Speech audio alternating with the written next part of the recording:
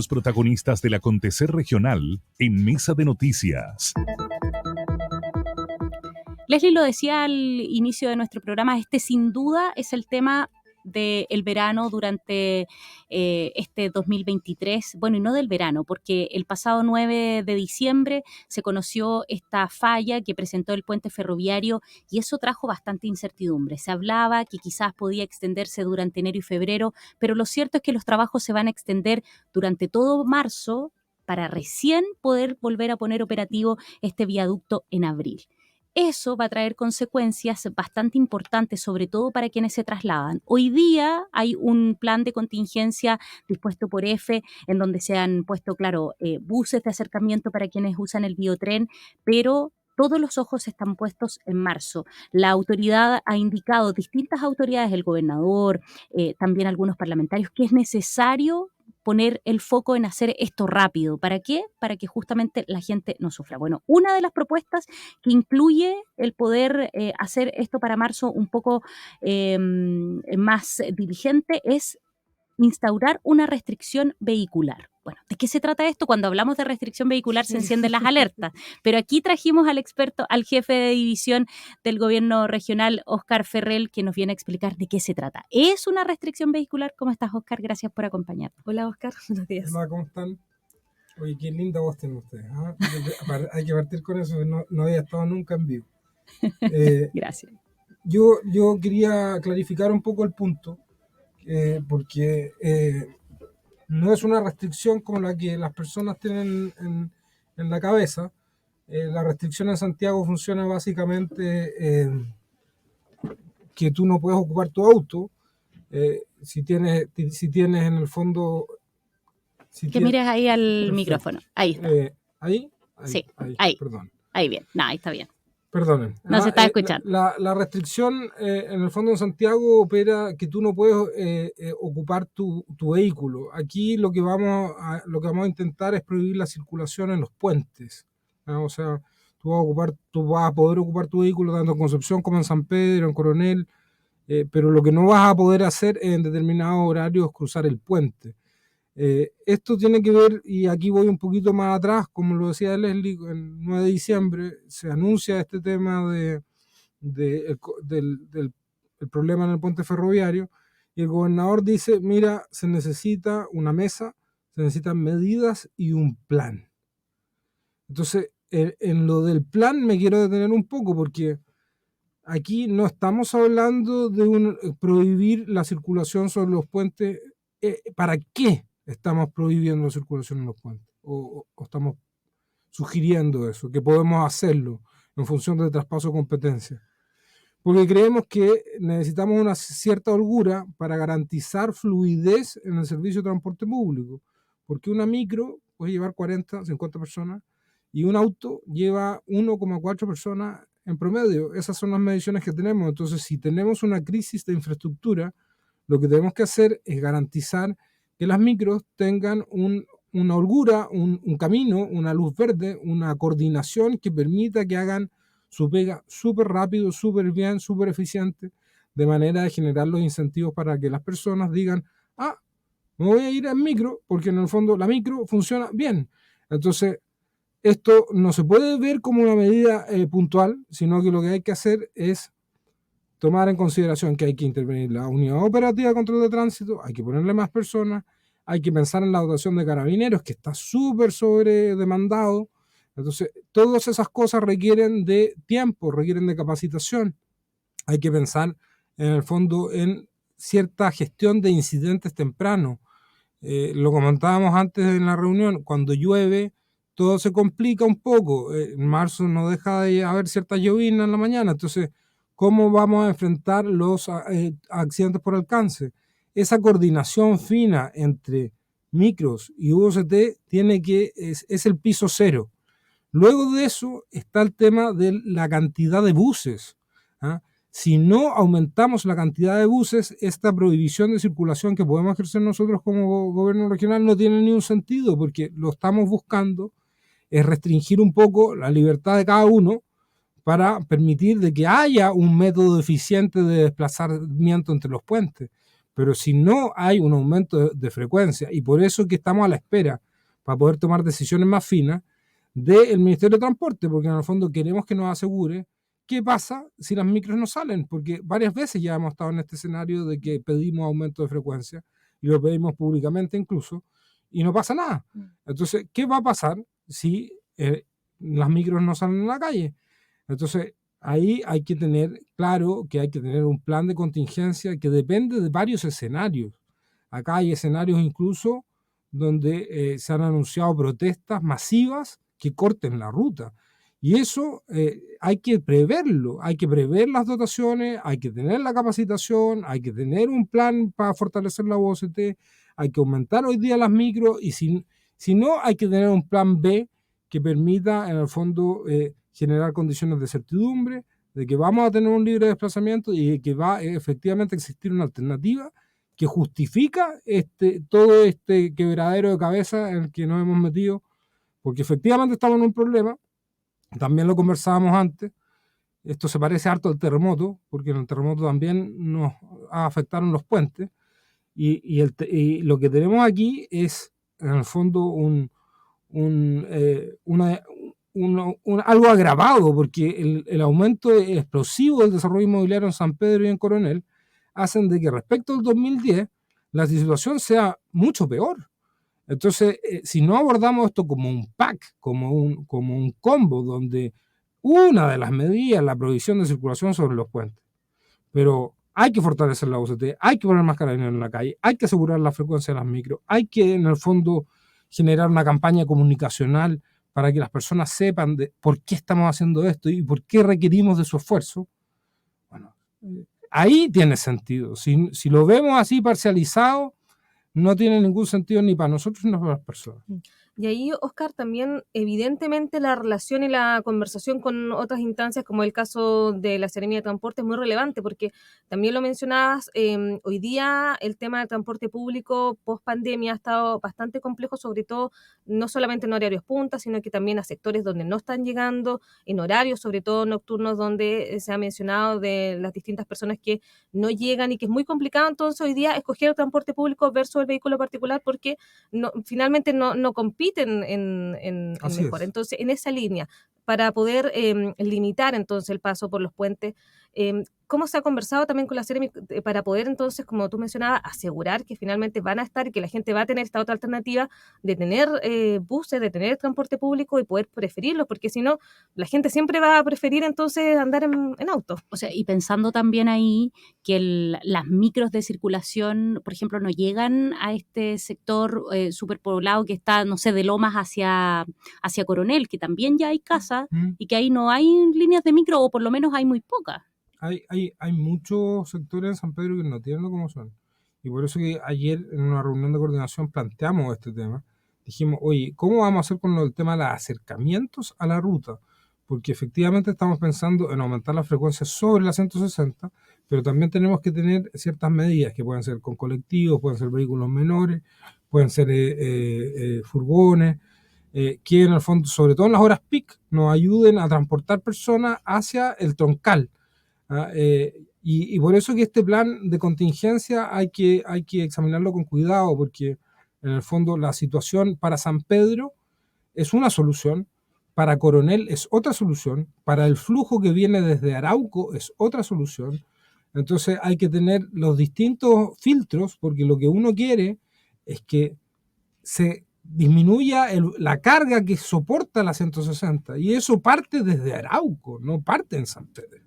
Entonces, nosotros pedimos, por ejemplo, que se invitara al alcalde de Santa Juana, al alcalde de Arauco, al alcalde de Lota, a la mesa, porque ellos son parte de el problema también. No es solamente San Pedro, porque lo que hemos propuesto nosotros es ocupar con mayor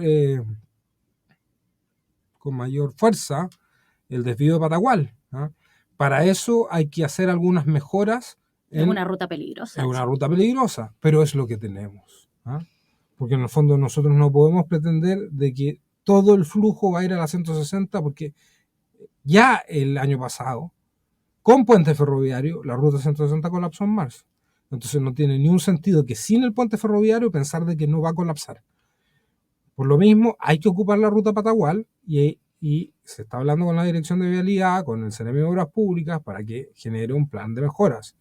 Hay ciertas zonas que tienen, por ejemplo, problemas de visibilidad y se pueden habilitar iluminación, hay algunos problemas con acceso.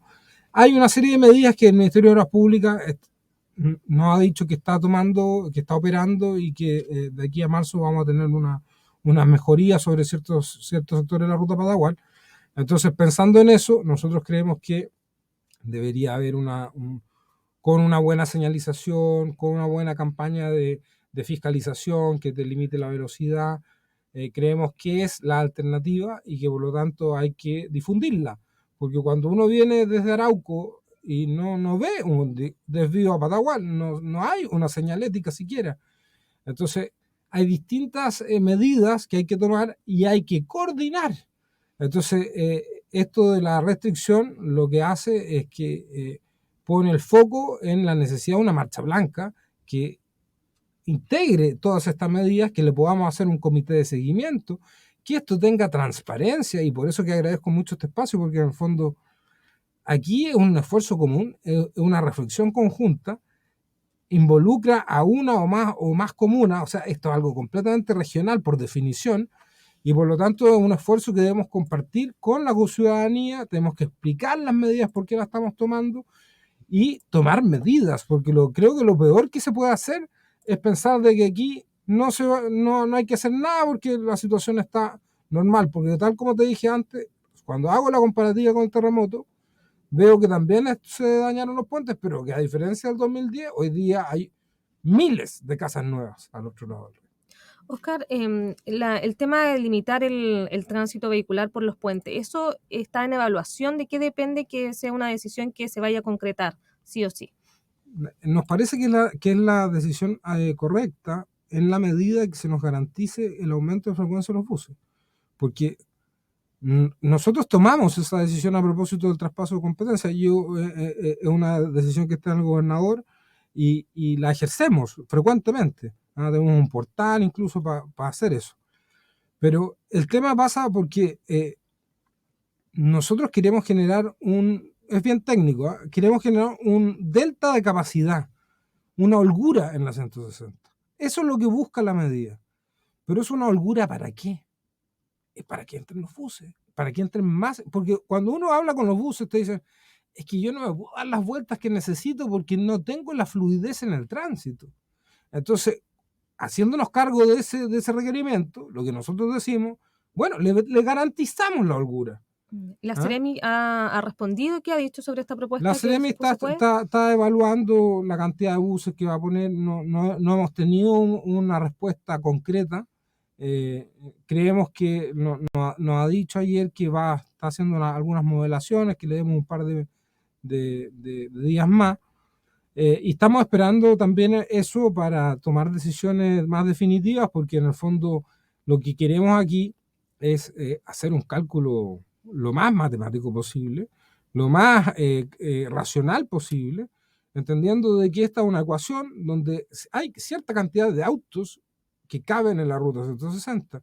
No hay más ni menos, porque esto tiene un ancho, tiene un largo, tiene ciertas dimensiones, los autos también tienen dimensiones, los buses tienen dimensiones, uno sabe la cantidad de gente que traslada un auto y un bus, por lo tanto es una ecuación, y una ecuación nosotros estamos en condiciones de resolverla, y por eso que estamos proponiendo estas medidas, pero estas medidas tienen que ser parte de un plan integral, de lo contrario pierden efecto, de lo contrario no se justifican. ¿Dan los tiempos, Oscar? Porque en el fondo estamos muy contra el tiempo. Así es. El 27 de febrero, que es día lunes, debería todo, entre comillas, volver a la normalidad, porque hay muchos establecimientos educacionales que vuelven al colegio, a pesar de que en marzo siempre es el mes como pic. Pero de todas maneras, ya a fines de febrero mucha gente retorna a la normalidad y estamos contra el tiempo, pensando en que se quiere ser súper ambicioso, además hacer una marcha blanca. ¿Dan los tiempos? ¿Hasta cuándo se puede reflexionar y evaluar las cosas? Ese es el tema. ¿Hasta cuándo? Fecha, porque tú dices hay que ser súper técnico y matemático. Sí. ¿Hasta cuándo se puede evaluar? Yo creo que este tema requiere de la mayor flexibilidad posible. ¿En qué sentido te lo digo? Hay que esperar a los números para poder decir, mira, este es el escenario. ¿Ah? O sea, eso tiene una holgura 10 de febrero. No tiene más que eso. En el aspecto técnico de la restricción propiamente tal, pero en otras medidas el plazo es antes, porque la UOCT, por ejemplo, son personas técnicos que miran pantallas, un montón de pantallas que están viendo los semáforos. Para que la gente me entienda bien, la UOCT regula las llaves. ¿Ah? Los semáforos son llaves que le inyectan o le quitan flujo a una arteria. La arteria es la ruta. Entonces yo necesito gente especializadísima en regular los semáforos, las llaves de esta piscina, para que la piscina no se rebalse. Esos personajes necesitan capacitación. Eventualmente vamos a tener que traerlos de alguna otra región. Entonces, para ello, para esa decisión ya no hay tiempo. Esa decisión hay que tomarla ahora. El cálculo fino de cuántas micros van a entrar puede demorarse un poco más porque eso va a afectar la decisión en el fondo horaria, pero la dotación de carabineros, la dotación de la UOCT requieren de una capacitación previa. Entonces hay ciertas medidas que estamos muy encima, hay otras que tenemos un poco más de holgura y por eso que esto hay que estar monitoreándolo permanentemente. Y yo me alegro de que la delegada haya hecho esta reunión el día, me parece que fue el día viernes pasado, donde dijo que se va a... ¿Los invitaron? Nos invitaron, la primera vez que nos invitaron, y nos dijo, se va a configurar un comité que va a hacerle seguimiento a este tema.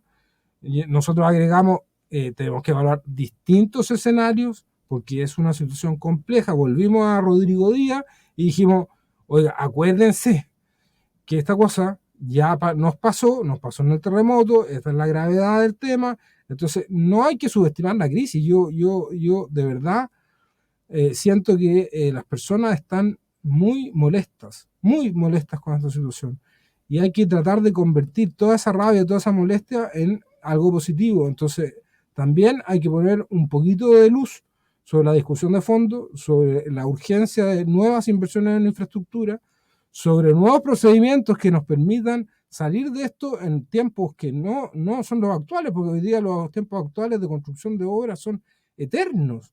Entonces, ocupar este dolor, este problema que nos toca a todos, transformarlo en algo positivo también debe ser parte de la discusión. Y por eso que me alegro de que hayan estas instancias tanto en la prensa como a nivel de gobierno. Así es. Nosotros estamos conversando con Óscar Ferrer, jefe de división de infraestructura y transporte del Gore Biobío. En Diario El Sur también viene una nota completa acerca de lo que pueden ser estas medidas. Muy cortito porque nos tenemos que ir. ¿Cuándo podría haber ya una cosa más concreta, una propuesta concreta respecto de esta temática? Fecha. Quiero fechas yo. Yo estoy a la espera de que nos entreguen ciertos insumos. ¿Fin de febrero? ¿Fin de enero? ¿Fin de enero? No, yo creo que deberíamos tener esos resultados en los primeros días de febrero. Hay que preguntarle a la Seremia de Transporte, en el fondo, te insisto, ¿para qué es esta medida? Para asegurar que exista una holgura que permita una alternativa eficiente para las personas. No hay que poner la carreta delante de los bueyes, a eso voy. ¿Para qué es esto? Esto es para contestarle a los micreros que nos han dicho, oiga, pero si yo no me puedo dar las vueltas que usted necesita. Bueno, vamos a generar todos como sociedad, las condiciones para que usted se dé las vueltas que necesita. Pero entonces que saque las micros, porque si no, estamos en el cuento de Pedro y el Lobo. Sí. Así es. Bueno, principios de febrero debería haber algo de claridad respecto de estas temáticas. Óscar Ferrer, jefe de división de infraestructura y transporte del Gore Biobío, conversando, tratando de aclarar un poco este tema y dándole un poco de certeza también a nuestros auditores. Óscar, gracias por acompañarnos. Gracias a ustedes. Gracias, Óscar.